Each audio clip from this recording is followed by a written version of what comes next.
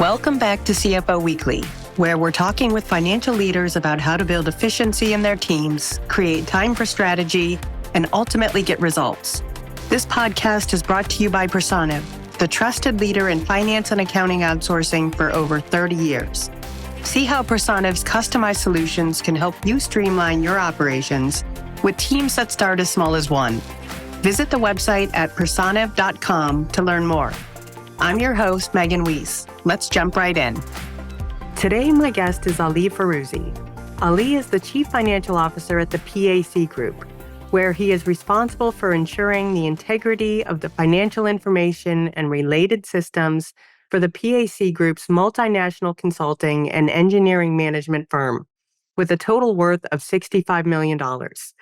Since joining the team, he has successfully directed the finance and accounting operations, recruited and trained staff, and implemented new reporting metrics to guide the executive team towards more efficient sales practices and improved cost controls. With over 20 years of experience in the financial industry, Ali initially honed his skills in the banking sector before venturing into new territories that allowed him to actively engage in the growth of digital technology while upholding a human-centered approach.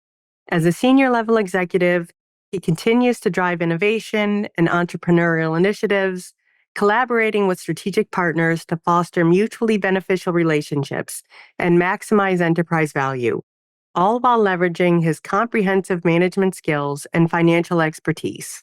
Ali, thank you very much for being my guest on today's episode of CFO Weekly. Appreciate it, Megan. It's a pleasure to join you, and I look forward to our conversation.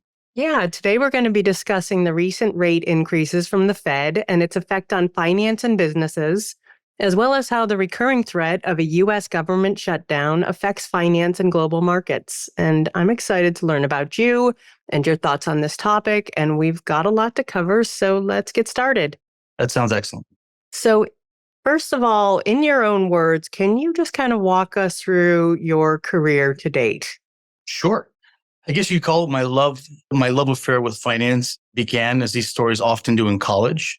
Initially, my academic goal was not to just be a finance person, it was actually to be a lawyer. So the initial intention was to go into mergers and acquisitions, way to combine law and finance, work on the corporate side, do M&A work, things of that nature. I quickly realized after both meeting many lawyers, when I first started working at the bank, so that's another important side point that pulls me into the finance world.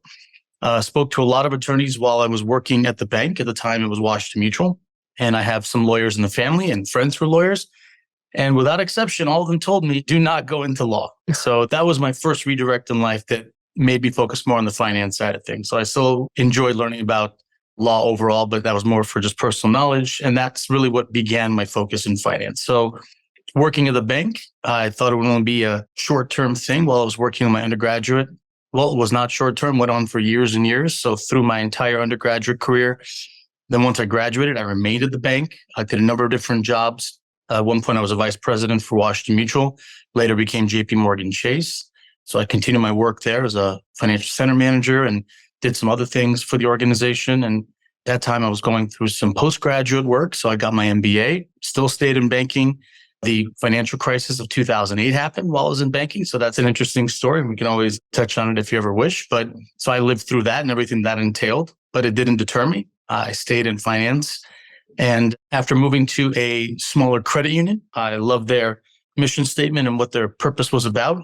Had a great experience there for 3 years. And then I decided that it was time to do something a little bit bigger. And I had the opportunity to join the PAC Group in a CFO capacity. We are a multinational engineering and project management company. We have different lines of business, but that's the easiest elevator pitch version to describe us.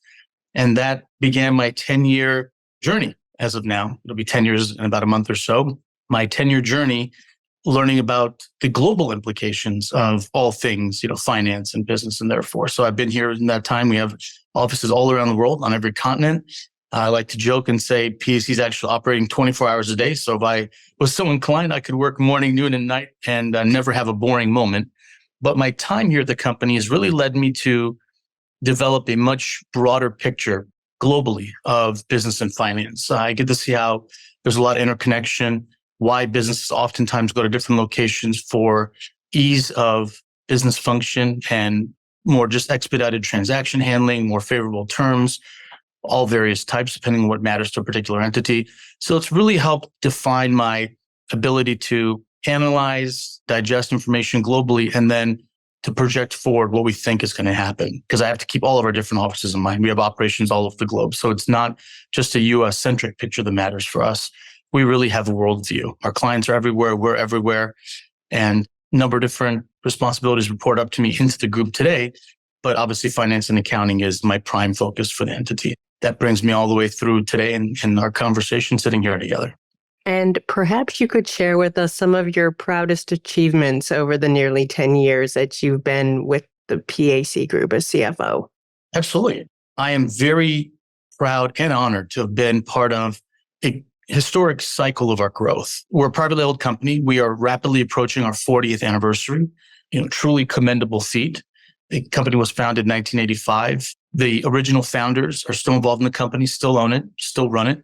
And over the last 10 years, what we've been able to do is really transform what PAC does, who it does it for, and how it does it. We've grown to a number of new markets. We have PAC in Slovakia and Canada and Vietnam, in the process currently of opening Saudi Arabia and Sweden. And we've gone to all these places following our clients. And so that's the first part of what I've been really proud of, is really setting up the company in all these locations for success and for the next chapter of its future soon to come.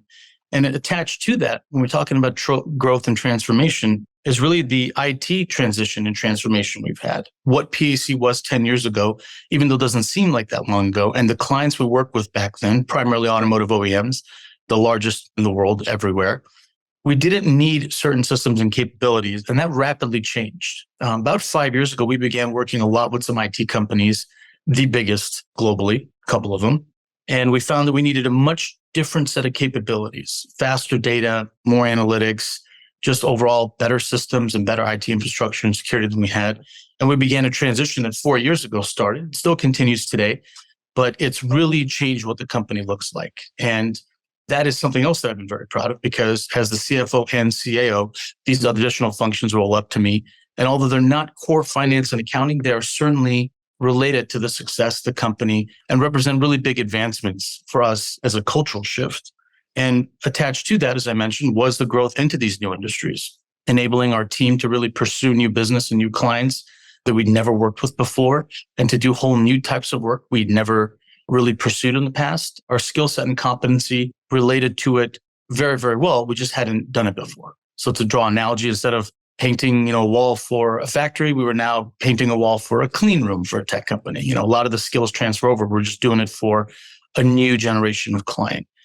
And the most important achievement for me is always the development of the team. My passion is really trying to be the best leader I can be for my team. I manage people both physically in the office and remotely all around the world, travel to see them. But a lot of my time managing them, working with them, leading them, trying to solve problems is done so remotely.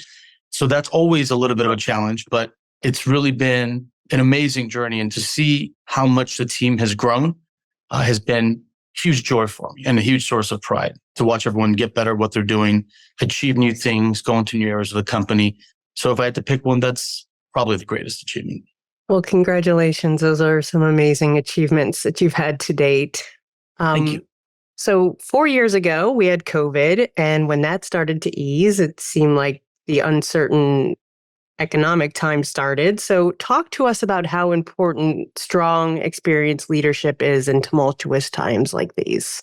I don't think it can be overemphasized how important strong leadership is in a time like this, because you want to be the steady hand that gives your team confidence and comfort. You don't want to overreact. Your team wants to know that there's a plan to do whatever it is that has to be done, or to overcome whatever the challenge is that's in front of you.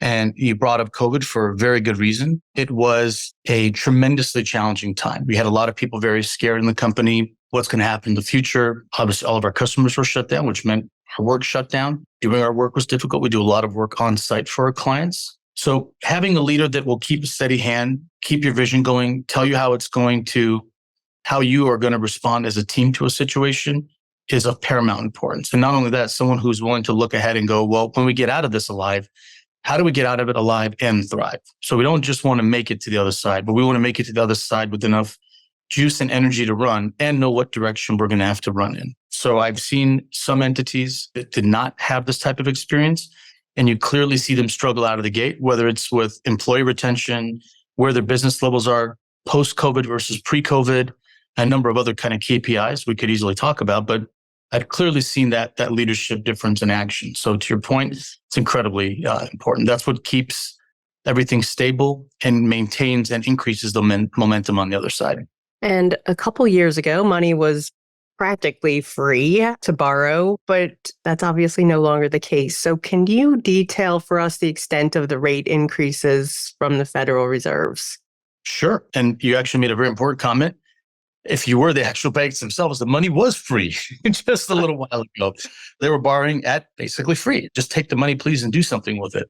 Well, as you've cited, we've had from March of 2022, just looking to July of 23, we had what is effectively a 500 point or 5% hike in the FOMC or the Fed funds rate. That is a truly historic increase in such a period of time. It really doesn't have an equal if you go back looking through a historical record. We've just never had an instance where so many rate increases have been done in such a short period of time. And that's had a pretty dramatic effect, I think, of chilling certain groups and certain businesses, not all, but it has certainly had a chilling effect on the macro environment overall. And what you see is a lot of trepidation and concern about both companies, and now you're starting to see it in some consumer behavior and on consumer balance sheets. You're seeing people very apprehensive about taking on anything, definitely anything debt related. And then so you have a point where people are saving a little bit more, those who can. Rates have gone up for savers. So it's the time for them to win again, and hasn't been for quite a while. So I know they're happy. But we are definitely keeping a very close eye on it because it's had a tremendous chilling effect on a number of different industries and groups of people and businesses. And the effect of it going forward is kind of, I think, what we're concerned about. But I'm happy to answer more specific questions on it if you have. Sure. First of all, what element of companies do you feel are most impacted? Is it innovation or some other area of the business that takes the biggest hits when companies are just trying to stay afloat? I think you touched on an important one. So innovation, attach that to, let's say, also R&D. So what happens is companies go very quickly defensive on their balance sheet, on their budgets. Everyone wants more conservative of everything, more conservative revenue numbers, more conservative spending. You start slashing or holding back where you can. And therein lies the actual multifaceted part of the problem. So these effects of what the companies are doing, how it's changing their behavior, a lot of this will actually trickle down and have secondary and tertiary effects. So yes, it affects innovation. So all of a sudden you go, maybe it's not the time to develop that new engine or car or phone or whatever it is you might be in your industry. I bring those because we work with companies that actually happen to do work in those fields specifically. So we get to see what happens. Then secondary, you go, well, if a lot of people are watching their spending habits, that has a revenue effect. And when it rolls up to your clients, in many cases, these are very large companies, it has knock-on effects to all their suppliers and everyone who does business with them and invests in them and so forth. So you see this chilling effect that kind of radiates out in waves. Companies tighten their belts. You saw a lot of tech companies over the last year do tremendous cost cutting, deleveraging. Those who bought stock back earlier are probably happy now because they did it with very, very cheap money. But what you end up getting now is a period where everyone goes into a holding pattern. They're circling the airport, waiting to see, when it's safe to make a move. But everyone is looking. It's a wait and see approach. And that can get a little dangerous if it goes on too long. So I'm very curious to see what we see the Fed doing, even though they've gotten very positive data that's given them reason for pause recently. I'd like to see, I think we should all be paying attention to how long they wait to see what happens. Because you're hearing a lot of anecdotal evidence from people, even though unemployment is way down, the numbers all look really good.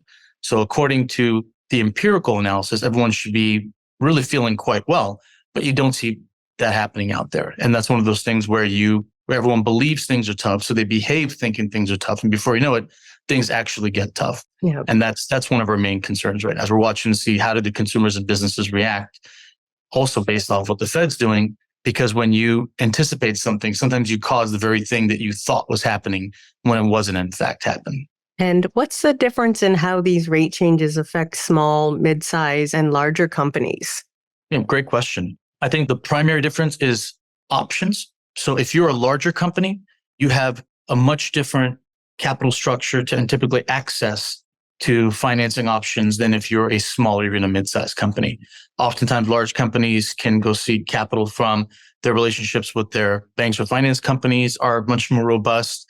They have accumulated large amounts of assets, oftentimes that they can pledge. If they're public, well, they can raise more money that way. There's just a lot more room to maneuver. And also, they get to take advantage of leveraging their buying power to do a lot of things. So they have advantages both on the raising capital side, or we'll call the financing side of the equation, liquidity. And they also have some advantages on the cost saving side of the equation. And if you go down the tier, you look at a mid-tier company, all of a sudden options start disappearing. Oftentimes, they're not public companies for the most part, different relationships with their banks and lenders, just less ability overall to weather a storm. So they can be negative or have adverse results for a shorter period of time, as opposed to oftentimes their larger counterparts that can be negative for a little while. We've all heard such and such company just lost $400 million this year.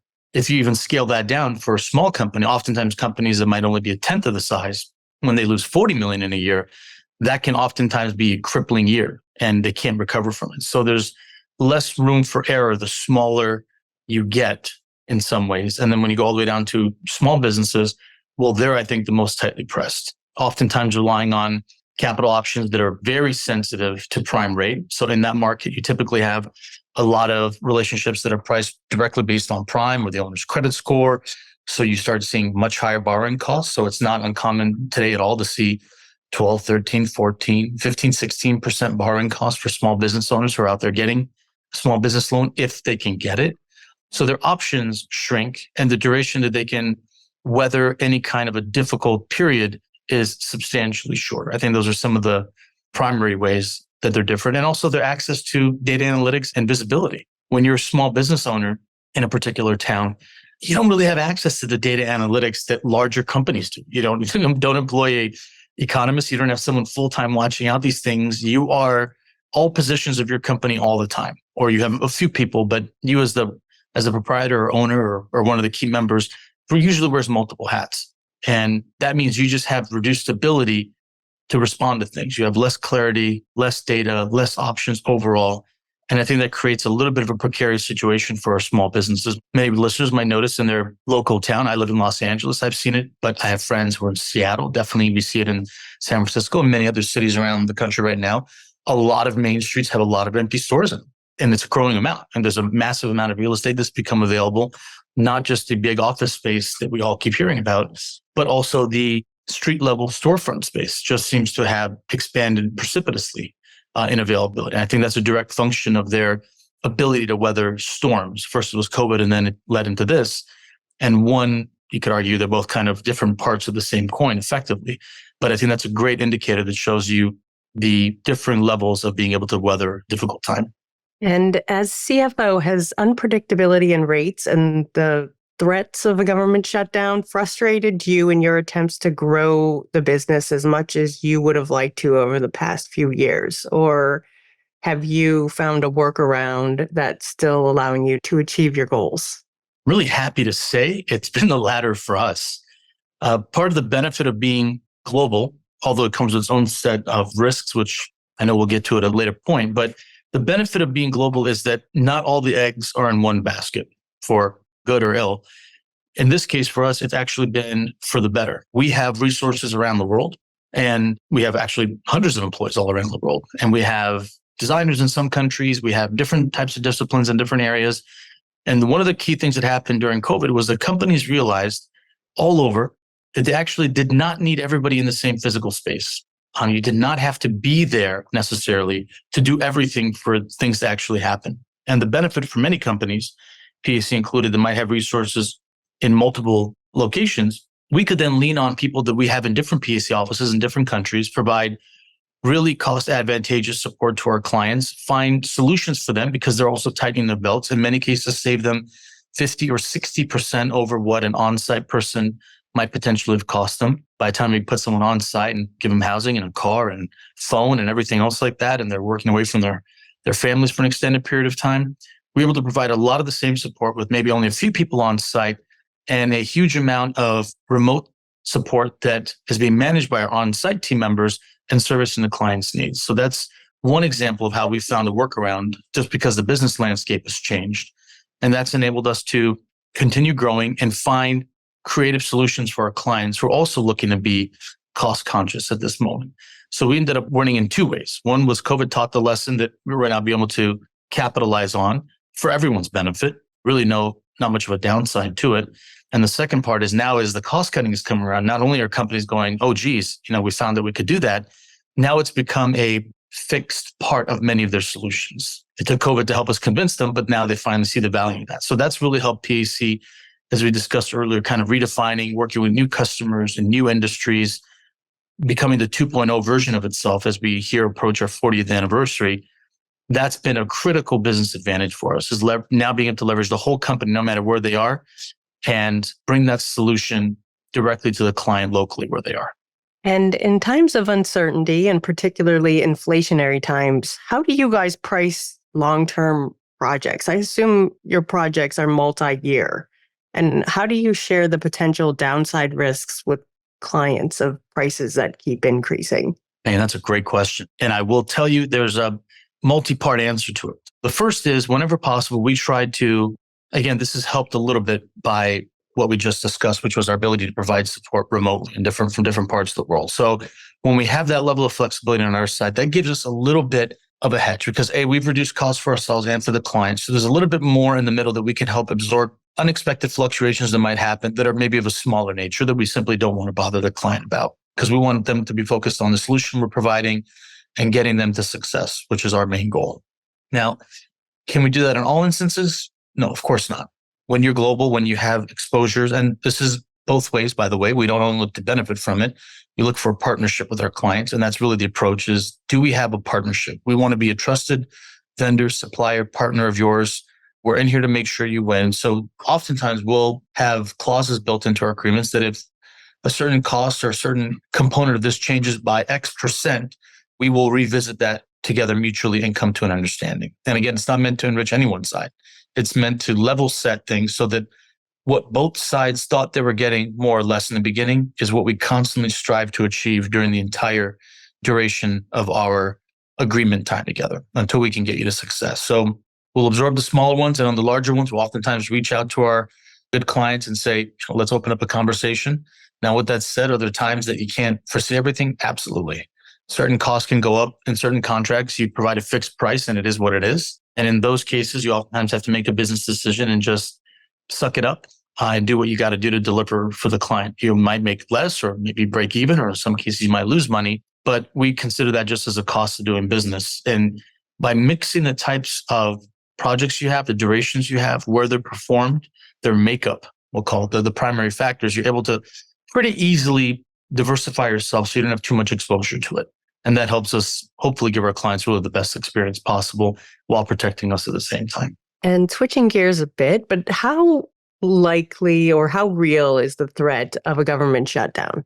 I think you just touched on the 800-pound elephant in the room. I'll say I am pretty concerned about that possibility. I think it is very real.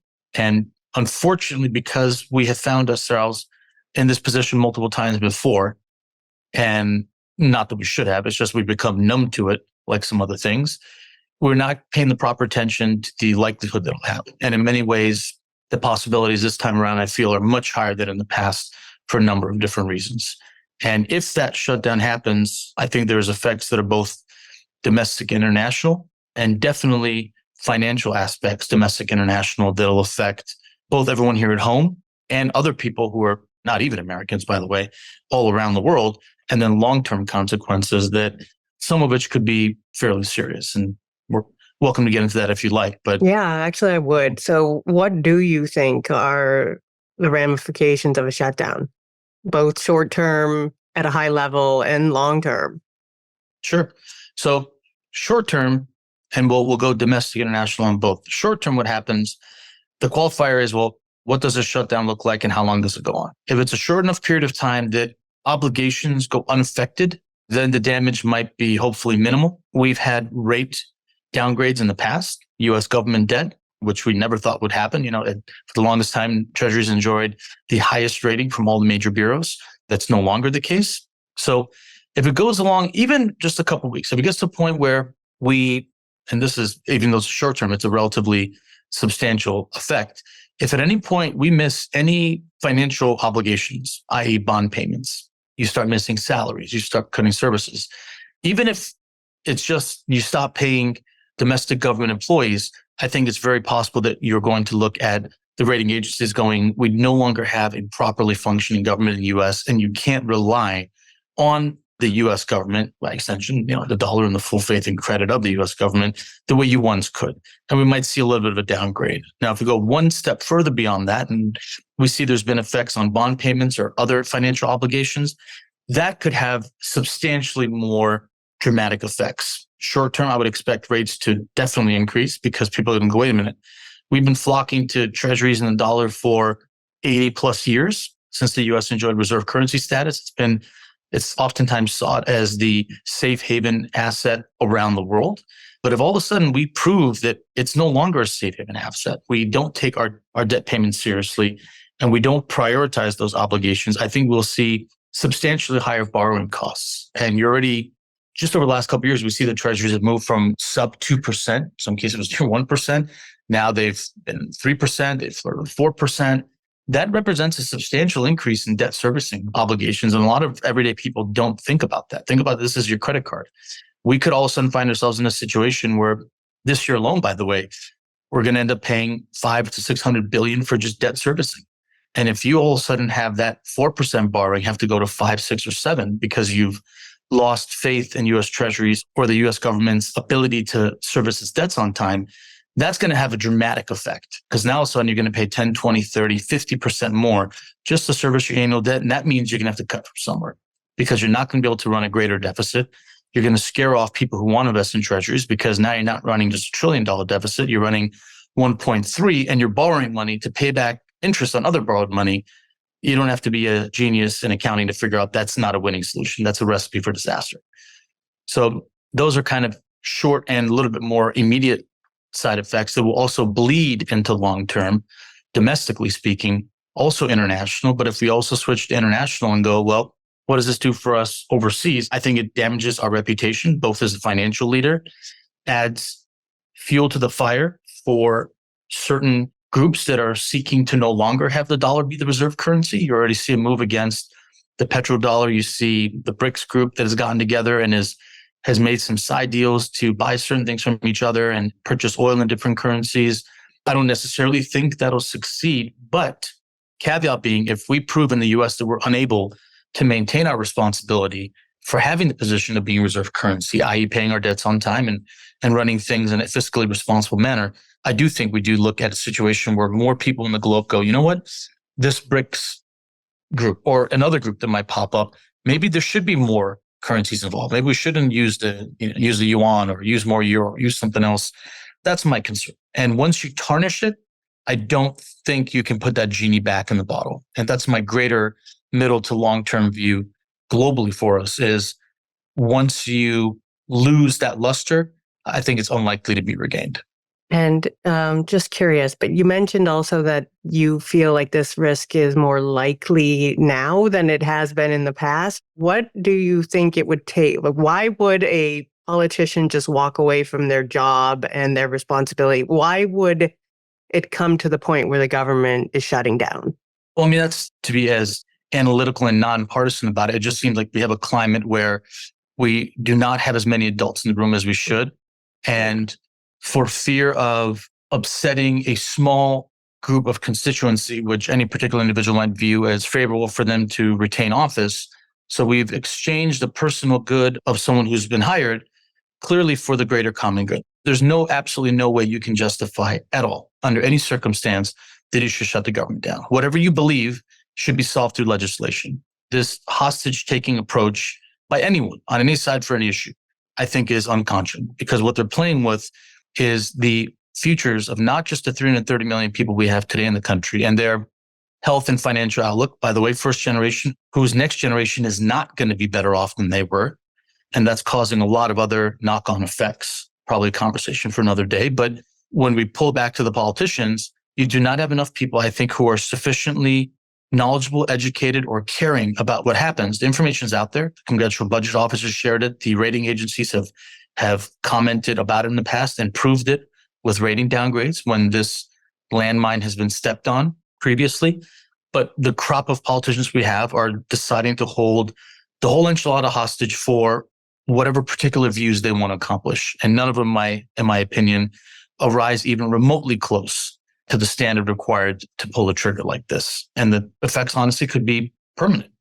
No one has a crystal ball and no one can say definitively, but I think if we apply a little bit of logic and go in the modern world where there's much more competition in all ways, in currency, it's not 1945. The US is not the only game in town. There's other currencies, other large economies. It's a different world today. And once people try another brand, and if it works out well, and they go, well, geez, I don't have to pay premium for this, or it's just as reliable, you may not be able to go back. And I'm not sure our politicians today, actually, I know for a fact, a certain group of them are completely ignorant or just choosing not to care about that. And the price we might pay might be substantially more than they ever imagined. But the downside is these are just like the people who will be gone out of office in a year or two or whatever the term is. But the damage that they will have left in their wake might be unrecoverable for generations, if at all. And how do you, as CFO for the PAC Group, assure investors and try to insulate them during these difficult times? Our goal, whenever we're dealing with any counterparty, whether it's a client we're trying to help or any partner that we're trying to work with or any group at all, is we emphasize our longevity. Approaching 40 years means we've weathered a number of different cycles, depending on how you want to count, 4 or 5 pretty substantial downturns in the economy in that period of time. And PAC has not only made it through, continue to grow and be stronger every single time. And now we're looking at a whole new generation of growth force, new clients, and explosive growth for years to come. So we always try to emphasize how we are conservative. We are not saddled and riddled with debt. We don't do crazy things that we can't take on. And we've always tried to be measured in our approach of how we move forward and accomplish whatever the goal is. Now, sometimes that means we move a little bit slower. Maybe we don't grow as fast or as rapidly, but our goal has always been to be there, to finish the project, to know that if you begin working with us or you work for us or you're a partner with us, that we're going to be there tomorrow. And that means making decisions for the longer term. And that is one thing that's actually really nice about being a private company. We're not worried about an EPS call every 90 days or a couple analysts who all of a sudden don't like something that we're doing, but don't really understand the business and end up causing a lot of damage. We can really make the decisions and invest for the longer term.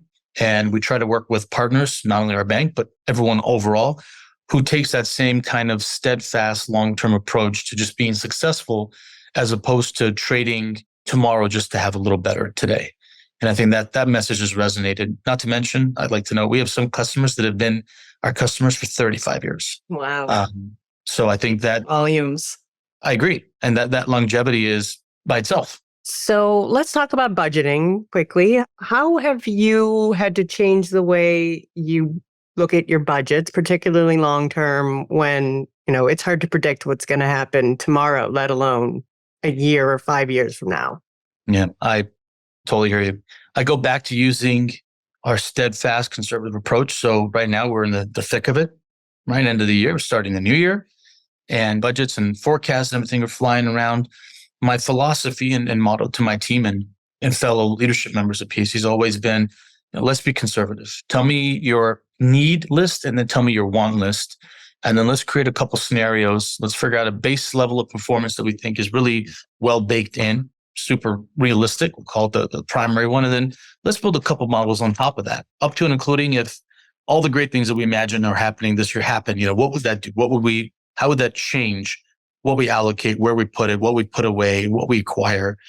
So if you have multiple scenarios that you've thought out in the beginning and you've committed yourself to the least expensive one by monitoring headcount, keeping an eye on costs, making sure you're not doing things that are not really absolutely necessary, then that helps you operate with a little bit more peace of mind. And then as business comes in, as you do your variance analysis and you see that the picture is way better than you thought or a little better than you thought, but whatever degree of better than what you thought it is, then you can start taking some commensurate action to add headcount, buy a new system, maybe acquire someone if that's what you need to do or have been thinking about doing. It's the make first, then spend approach. And again, go back to saying sometimes that means we move a little slower. That's okay. We are always happy to sacrifice stability and safety and making sure that we're there for our employees, our clients, and our partners that we work with, rather than just taking something that looks amazing for the short term, but has a lot of long-term risk attached to it. And I think we apply that same philosophy when it comes to budgeting. And last question, but as we enter 2024, what is it that's keeping you up at night besides what we've been discussing for the last 45 minutes? Oh, geez, I can tell you that's an easy one. Two thoughts that are constantly competing.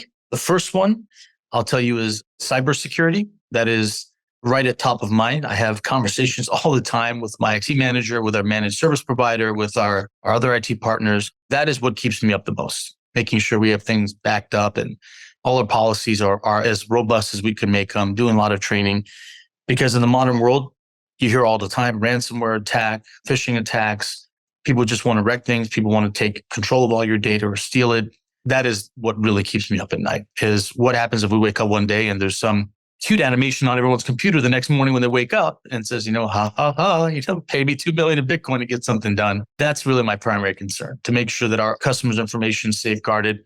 We don't wake up one day and find out we're locked out of our company, because data is our lifeblood. We don't make computers. We don't build a building necessarily. We manage the process, so to speak. But our business and our value is the files we have, the knowledge we have, the work that we've done, the cumulative history of all that material, and losing it is definitely top of mind. And then probably the close second is just growing geopolitical issues around the world, because that obviously does have an effect on business, what companies do. We travel everywhere with our clients. So if things are not, if there's rising concerns in Asia, well, you might find people don't want to build another plant somewhere if they think, something's going to happen between a certain country and another country. If all of a sudden another part of the world flares up, you find it has a chilling effect on customers who are going to go there and also build a plant or get involved with another client. And these days, it seems like we have multiple things happening at the same time. We had to close our Russia office actually just early last year because of obvious reasons, because we can no longer operate there. We couldn't get our people in. You can't get money in or out. So that was the end of that. But that's just one example of how geopolitical matters can quickly affect the business. And it'd be different if it was just one spot. But in the modern world, as you've noticed, we have flare-ups all over the place. And that definitely adds a level of complexity to managing the business. Ali, thank you so much for being my guest today.